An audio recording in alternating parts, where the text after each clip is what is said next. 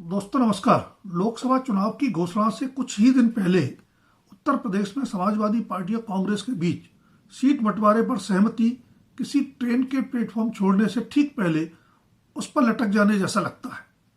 लोकसभा चुनाव की तारीखों की घोषणा ज्यादा दूर नहीं है, पर पिछले साल लंबे चौड़े वादे इरादे के साथ बने 2 दर्जन से भी ज्यादा विपक्षी दलों के गठबंधन इंडिया में सीटों के बंटवारे की मंजिल दूर बनी हुई है।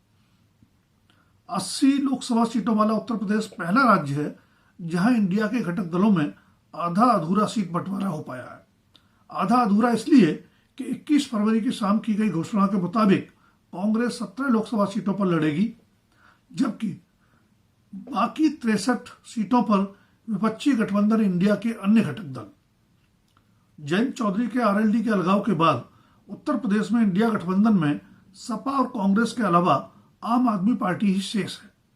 फिर उसके साथ भी सीट बंटवारा कर लेने में क्या समस्या रही, क्योंकि उसकी तो बहुत ज्यादा मांग भी नहीं होगी। क्या आरएलडी जैसा पुराना साथी गंवाकर सपा कुछ छोटे दलों के साथ आने की उम्मीद लगाए बैठी है? बेशक राजनीति संभावनाओं का खेल है, पर मौजूद संभावनाओं को गंवाकर नई संभावनाओं की आस परिपक्वता की निशानी तो नहीं। सवाल पूछा ही जाना चाहिए कि क्या सीट बंटवारे में बहुत विलंब नहीं हो गया? लोकसभा चुनाव में भाजपा को टक्कर देने के मकसद से ही 28 दलों ने पिछले साल इंडिया गठबंधन बनाया था।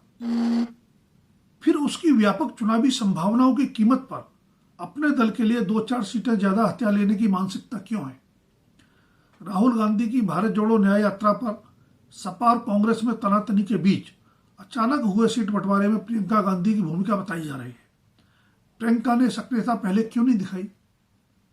तब शायद सीट बंटवारे में अखिलेश की चालबाजियों से खफा जयंत भी इंडिया छोड़कर भाजपा की ओर नहीं जाते। भाजपा के बढ़ते वर्चस्व के मद्देनजर विपक्षी दलों में किसी भी गठबंधन को लोकतंत्र की जीवंतता के लिए शुभ माना जा सकता है, लेकिन आंकड़े बताते हैं कि सपा और कांग्रेस मिलकर भी भाजपा को कड़ी चुनौती नहीं दे सकती।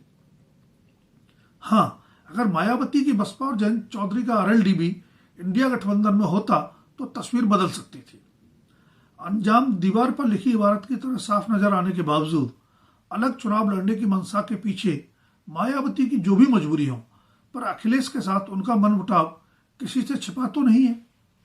सपा के छोटे छोटे नेता भी जिस तरह मायावती पर जब तक कटाक्ष करते रहे, उससे दोनों दलों के बीच अविश्वास की खाई पर सद्भावना का पुल तो हरगिज नहीं बनता। जयंत को 7 लोकसभा सीटें देने के ऐलान के बाद अखिलेश ने जिस तरह उनमें से 3 पर सपा और 1 पर कांग्रेस उम्मीदवार को आरएलडी के चुनाव चिन्ह पर चुनाव लड़वाने का दबाव बनाया, वह भी ईमानदार गठबंधन धर्म का प्रमाण तो हरगिज नहीं। ऐसा क्यों किया गया? और राष्ट्रीय स्तर पर गठबंधन की सबसे बड़ी पार्टी कांग्रेस मूक दर्शक क्यों बनी रही? ये सवाल तो पूछे ही जाएंगे। पिछले लोकसभा चुनाव की ही बात कर लें तो भाजपा ने 50% वोट पाकर 62 सीटें जीती थी। तब सपा, बसपा और आरएलडी का गठबंधन था, जिन्हें क्रमशः 18.1, 19.4 और 1.7% वोट मिले थे। आरएलडी का तो खाता भी नहीं खुल पाया, पर सपा और बसपा क्रमशः 5 और 10 सीटें जीतने में सफल रही थी। 6.4% वोट पाने वाली कांग्रेस एकमात्र रायबरेली सीट ही जीत पाई थी। अमेठी से राहुल गांधी तक हार गए थे। जाहिर है कि संयुक्त विपक्षी भाजपा को चुनावी टक्कर दे सकता था, लेकिन वह अवसर नेताओं की अहमन्यता और महत्वाकांक्षाओं के चलते गंवा दिया गया। मुख्यमंत्री नीतीश कुमार के एक बार फिर पाला बदल के चलते उत्तर प्रदेश की तरह बिहार में भी चुनावी समीकरण भाजपा और उसके नेतृत्व वाले एनडीए के पक्ष में झुक गया लगता है। यानी 120 लोकसभा सीटों पर चुनौती देने का मौका विपक्ष ने गंवा दिया है। अन्य राज्यों की तस्वीर भी बहुत उम्मीद नहीं जगाती। चंडीगढ़ मेयर चुनाव प्रकरण तथा उत्तर प्रदेश में सपा और कांग्रेस सीट बंटवारे के बाद संभव है कि दिल्ली और पंजाब में आप और कांग्रेस के बीच भी बात बन जाए, पर महाराष्ट्र और पश्चिम बंगाल जैसे बड़े राज्य अभी भी चुनौती नजर आते हैं। 42 लोकसभा सीटों वाले पश्चिम बंगाल में तो मुख्यमंत्री ममता बनर्जी की तृणमूल कांग्रेस अकेले चुनाव लड़ने का ऐलान कर चुकी है, जबकि 48 सीटों वाले महाराष्ट्र में कांग्रेस से जारी पलायन के बीच भी इंडिया गठबंधन के दल ज्यादा से ज्यादा सीटों पर दावेदारी के खेल में ही उलझे हुए हैं। 20 लोकसभा सीटों वाले केरल में भी सहमति आसान नहीं।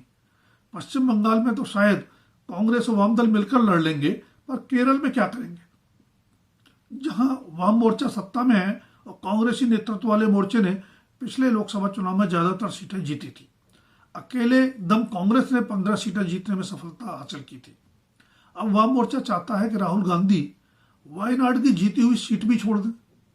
सच कहें तो दक्षिण भारत में ही विपक्षी गठबंधन की राह थोड़ी आसान नजर आती है, जहां 28 सीटों वाले कर्नाटक और 17 सीटों वाले तेलंगाना में खुद कांग्रेस सत्ता में है, तो 39 सीटों वाले तमिलनाडु में वह द्रमुक के नेतृत्व वाले सत्तारूढ़ गठबंधन का अंग है।